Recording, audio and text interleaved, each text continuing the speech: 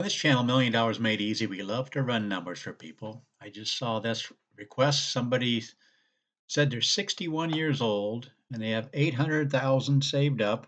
800,000,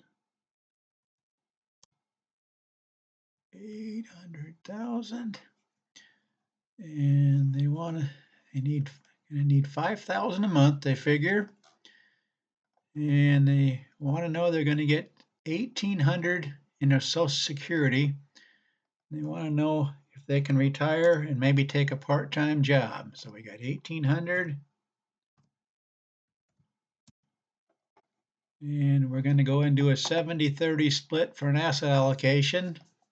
I'm going to use the numbers for the S&P 500. So 70% will stay in the S&P 500, and 30% will go over into a cash reserve account that'll be paying 3% interest. So when the market's going down, you're taking the money out of that because you don't want to take money out of your S&P 500 and the market's going down so low.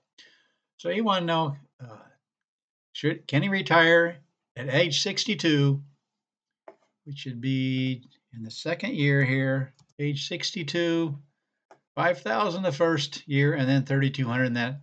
We need to do it in a COLA of 3%. So we're going to go ahead and run the numbers, see how many times in the last 100 years he would have had an issue. Is he going to take a part-time job?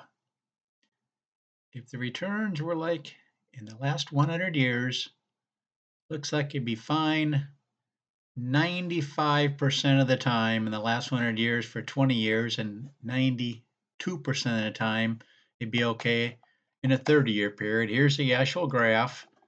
The only time you'd have problems were during the Depression years and also year 2000. Again, we've looked at this in other videos.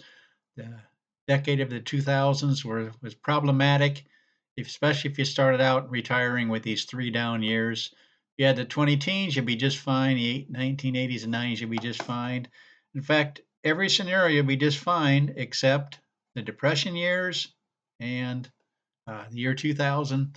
So it looks like he could retire in another year, take his Social Security, and not even have to take a part-time job in almost every scenario, except if the returns were like the Depression years or also like the year 2000. Let me just show you this here real quick. Here's the running out of money in the 19th year or so, 2001. A little problematic there, 1999. By 1998, every other scenario would be just fine, except for that 5% of the time after 20 years and 8% of the time after 30 years. But that's what we do on this channel. We run numbers. I just saw that request on another channel. Somebody was asking, I'm 61. Can I retire? I've got 800,000. So I figured I'd run the numbers. That's what we do on this channel. If you want me to run numbers for you, just ask in the comment section. We'll run numbers for you. Please consider subscribing. Please share this channel with others and let people know there's a channel out there that will run numbers. Give them some idea of what their future might look like just using the S&P 500, which is what everybody's trying to beat and few people do. So that's what we do. We run numbers for people. Thanks for watching.